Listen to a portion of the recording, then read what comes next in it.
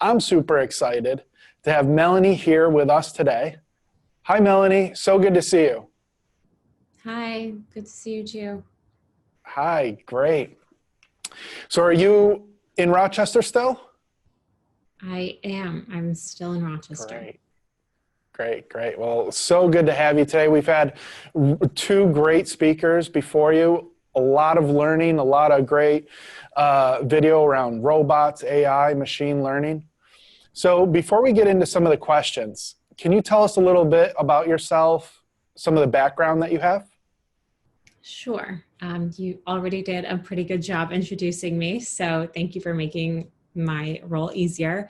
I am, as Cody said, the founder and CEO of a company called Token. We are currently based solely here in Rochester, and we build a wearable device called Token, and the goal and mission of Token is to make it easier for you to prove your identity. The way that the world looks right now is we have keys and cards and passwords, badges, all of these things that we have to carry around and remember. And we do this because we need to prove ourselves to various systems and access points. We have to prove who we are if we have the authority to enter into those places.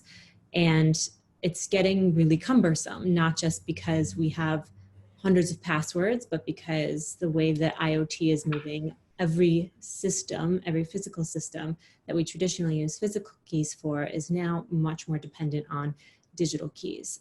So Token is trying to aggregate all of these things that you're using to prove who you are so that you have one single way to prove your identity across various systems and access points.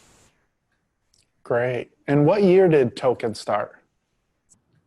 Yes, let's see, 2014, we started the company, and we had built another product previously and started working on Token in 2016, so it seems longer than 4 years that we've been building this particular product, but time goes quickly.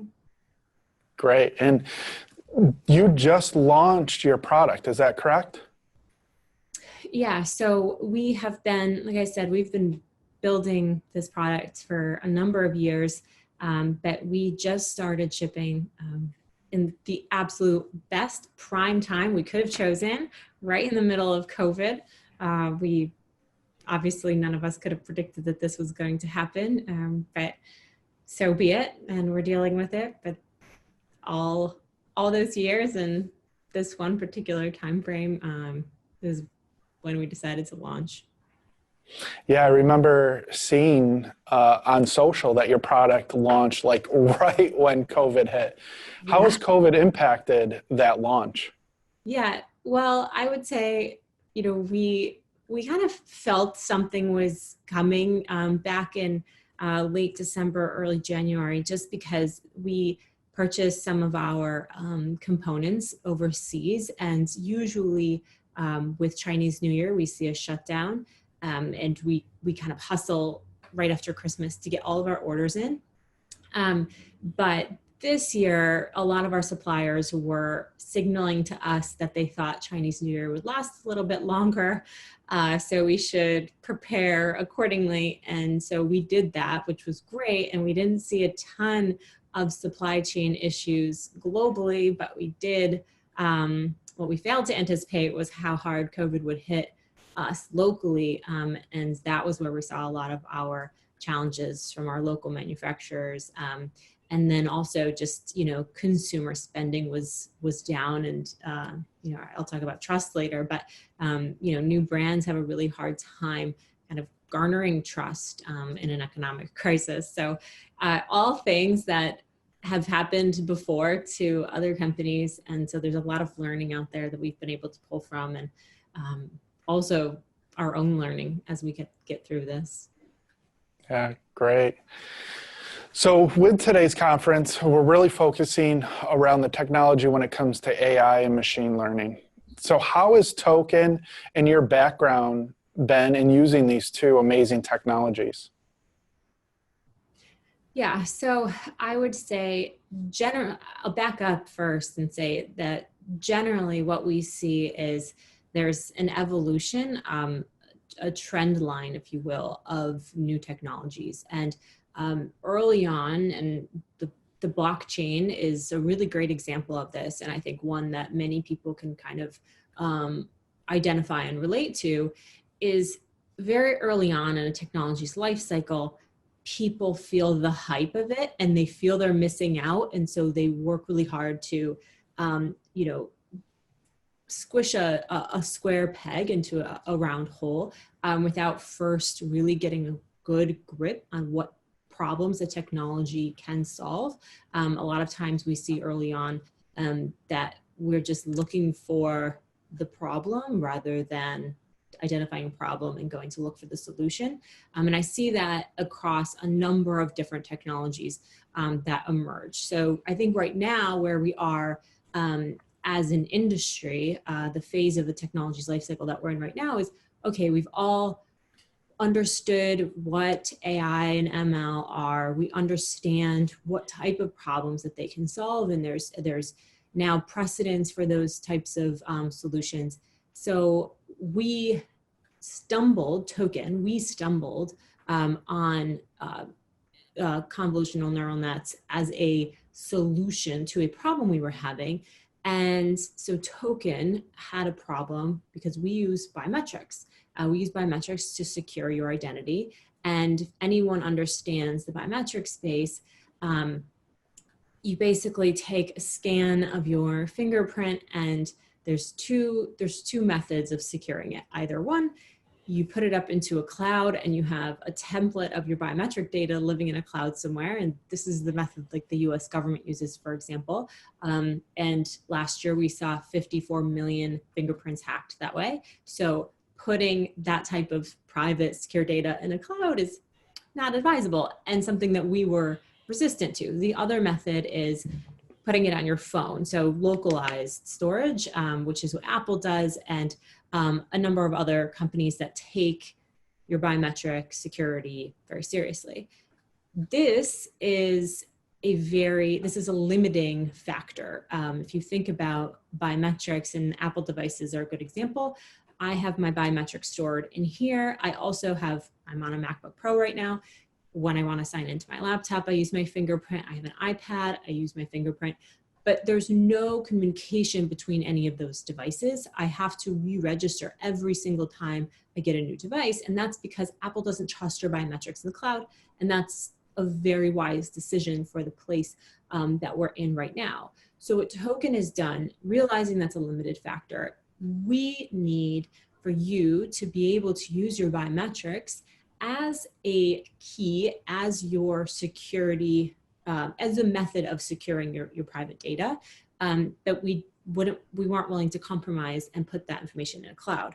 So we're developing an algorithm that allows for you to generate basically a non-reversible hash of your biometric data where only a public key, so something that isn't private, lives in the cloud. And each time you scan your biometric, you're generating a private key and a secure string of data.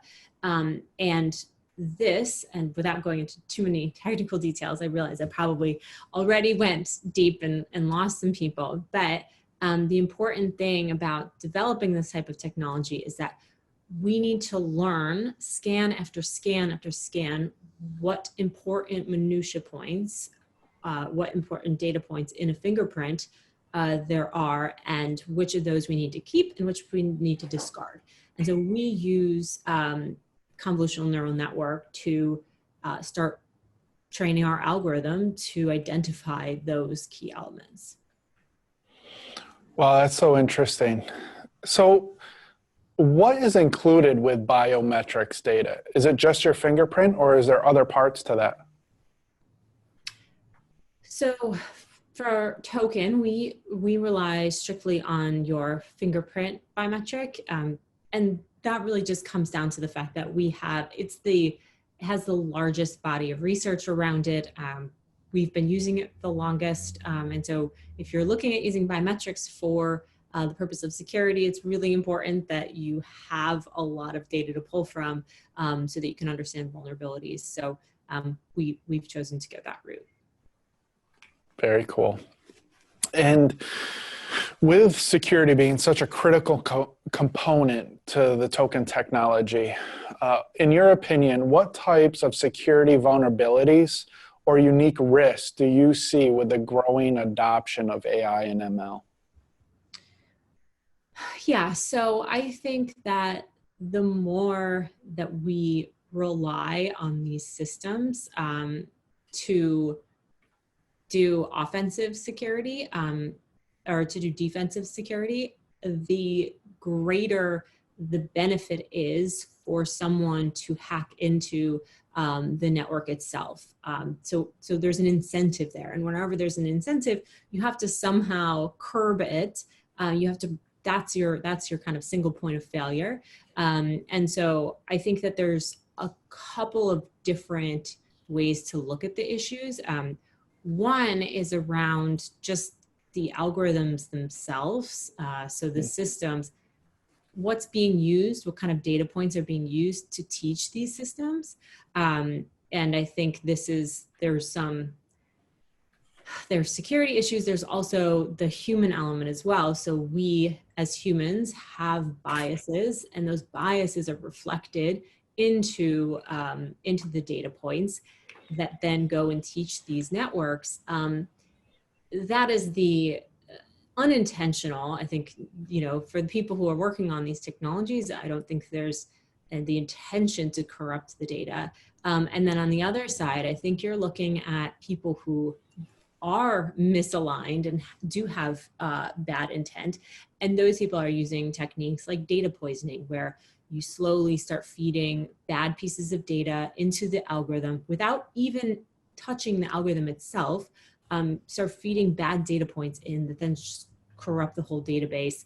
And I think you ultimately, the result is you get decisions being made that don't provide any benefit, or on the other side could create incredible harm for the system that it's being used for. And then I think the other way is if the decision-making part of the algorithm itself is corrupted. And I think this is, in my opinion, a little bit more difficult and takes a more sophisticated hacker, if you will, to challenge. But it's absolutely still a big challenge wherever there's an incentive. Right. And to add to that, those points you were making, according to the recent industry survey by Deloitte, 62% of AI ML adopters see cybersecurity risks as a major or extreme concern. Also, 39% said they are not prepared to address those risks. So when you're talking about building to AI ML, is there an ethic way that we should be looking at that? I think the answer is yes. I think that it takes policymakers to enforce some of those decisions. And I think it takes consortiums of people who have, differing perspectives to come up with those policies. My general view on these things is that you hate to have government regulation if it could be avoided by consortiums of interested and uninterested parties coming up with the policies that the very industry will use. But if you look at examples like the airline industry, it took people a very long time to trust getting onto an airplane, and it's a highly regulated industry. Coming from after experiencing 2008, the finance industry is subject to a tremendous amount of regulations that they weren't before. So sometimes it takes, unfortunately, something catastrophic for the right policies to be put in place, because until then, it's really just well, what's possible? What can somebody's imagination, where can that imagination take them in causing harm using this technology? Yeah, and you touched on something very interesting. So you talked about trust a little bit, and I know in your TED Talk, you spoke on the importance of trust. I want to unpack that a little bit with you. With token, it's such a personal component. We're talking about your identity, your personal information. You need to be building trust with your customers. How do you recommend us all? How do we build that level of trust with AI and ML? So I think that building trust includes transparency, and this in terms of these technologies themselves. I believe that there's a lot that you could open source, or you can at least open for audits and for a community of people to observe and watch it as it continues to learn. I think of like bug bounties as being really powerful. I think it aligns people's incentives in the right way, because if I find a vulnerability in your system, your bug bounty system is going to be what incentivizes me to elevate it to you. There's where you don't control the incentives, you allow for potentially rogue parties to find their own incentives to take advantage. And so those people will benefit and profit potentially from any weaknesses versus finding an incentive with the company itself or the software provider itself to be able to provide them the upside of finding the holes. Great. So looking at some of the questions that our users are asking, one person, Phil, asks, does a scratch affect the recognition? Oh, okay. I'm guessing he means for... on the token device? Right. It really depends. It's unusual for that to happen unless it's really, the pattern itself has been harmed. So your fingerprint there's a lot of recognizable data points in a fingerprint. So the scratch itself may represent, it may hide 3 or 4 of the important data points or 30% of the data points that we need.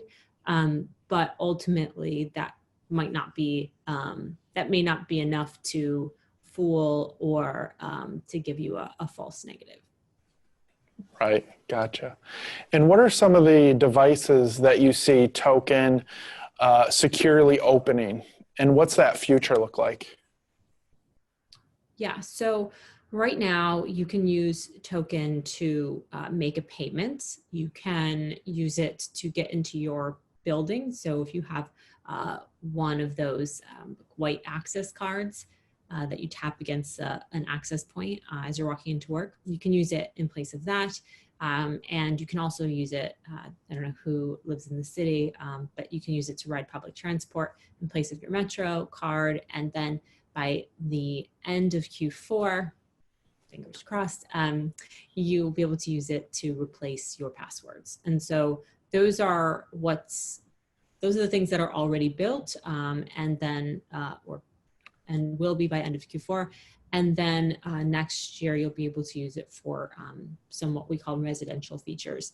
And those are smart home things like your front door, if you have a smart lock, and then also as your car key. So we are really excited about what that future looks like and taking our time to understand like what is the behavior that people are kind of showcasing along the way as we roll out. Wow, that's super exciting. I mean, you're really reducing all the fumbling around, getting your keys out, getting your card out, getting your wallet out. It really is going to make it easy for users to do a lot of the common things that we're doing. That's interesting. Another question. What should we look out for in relation to the security of artificial intelligence? And how do we make sure our information stays secure? So if this is on the user end, so if it's my information that's being used as a user, not a company, my biggest concern is, and I think this is across the industry, something that's really powerful, is how do we anonymize the data? I think that's not a, I don't think it's a silver bullet, but I do think it's important, so you can at least strip away some of the identifying information from me and my personal information, and then what's being used by the company or the system itself. And I think as much as you can, decentralizing these data infrastructures so that you eliminate the size of the treasure trove, right? So if, we're talking pre-cloud, to be able to, hack into somebody's or use somebody's credit card, you'd have to go around on the street and rob people and take their wallets. I mean, it's very, I would say that is something that a lot of people probably could do, but there's certainly not a lot of people that would do that. But you only got the benefit of one credit card, or maybe two, whatever was in this person's pocket. As soon as we started moving these, this payment data up into a cloud or up into places that could be hacked into, I think that was where we started to see a lot of problems. When you have a lot of data in one place, there's an incentive for a hacker to try to get into that chest, if you will. So decentralizing it as much as possible. Oh, that's great. And as we're wrapping up here, so is there anyone that you're following today that's made an impact in your life? Or you might be following them for their technology advice? People or company? Either or, maybe both. Sure, yeah. So I've been really interested recently in what's coming out of the MIT Media Lab. I love that they have so many different interests and that there are so many different people who kind of are pushing the envelope of what's possible. And they get to do so in a safe environment that doesn't, they're not reporting into a bottom line with shareholders every quarter. So I find a lot of really great stuff comes out of those environments. They're think tanks, if you will. And I'm a huge fan of what used to be Bell Labs. Anything that looks remotely similar to that model, I think is just a breeding ground for incredible technology. So any kind of think tanks that replicate that model of bringing together technologists and psychologists and people from the arts, I think that's where you get the most incredible innovation because you have so many different perspectives. That's great. And we were actually talking earlier with Peter Haas, and he had mentioned MIT and what they're doing from an AI perspective. And we got into a lot of conversations around morals and the morality of what an AI algorithm would choose. So it's very interesting that you bring that up. So as we're looking towards the future, what are some of the job descriptions per se of what people, because we get a lot of college students and a lot of people that are younger and they're like, what is coming in the future? What should I be preparing now? Yeah, so as far as the job descriptions go, I think the best thing that a young person can do today is learn math. If you can understand the basic infrastructure of how things are built, math/engineering. And this is coming from someone who has a fine arts background. So I think it just gives you more tools to have a direct impact. That being said, I also think that it's the unique perspectives of people from all different backgrounds. Someone who comes from fine arts and then found her way into an MBA and then somewhere along the line into a consumer behavior PhD, I would say that, it worries me a little bit if we try to fit a mold and we're sending kids into colleges with some mindset of what's going to be the thing that gives you the best chance of getting a job when you're out. That leads people towards things they're not passionate about. If you instead figure out what you're really passionate about and you learn and train and spend the time to become an expert, then ultimately I think you find your way into creating the most impact. And if it's this industry, that's great. If not, then some other industry will benefit tremendously. Oh, that's so excellent. And that's interesting. You had a fine arts background. Is there a specialty? I also went to college for the fine arts. I actually have an interior design fine arts degree. Oh, nice. That's exciting. Yeah. Yeah, I went for graphic design and saw the internet explode. And so went down the web and design and social media and all of that. So it's very interesting where people kind of come from and how they explore careers and get into the technology world. And I think that speaks to, that's a really great example as to why if we see the next generation just chasing after what they love. I mean, the world changes so quickly. I remember my friends who were graduating in 2008. We were all just like, a lot of them were in finance and they picked that career because they thought it would give them the best chance of getting a great job and making a lot of money. And I mean, what a worse time, couldn't have been a worse time to be entering into the financial markets as a 22-year-old. So I think if you just choose what you love and you learn and dedicate the time to that, you always end up doing the thing where you can have the largest amount of impact. Oh, that's super awesome. Thank you so much. So thank you, Melanie. That was amazing, very insightful. Thank you. Hopefully everyone got more out of that. Please follow Melanie. Melanie, can you provide us some of the places that our audience can connect with you? Sure. Twitter is probably the easiest. It's at Mel Shapiro, MELSHAPIRO. Great. Thank you for spending your time with us. Bye, guys. Thank you for having me.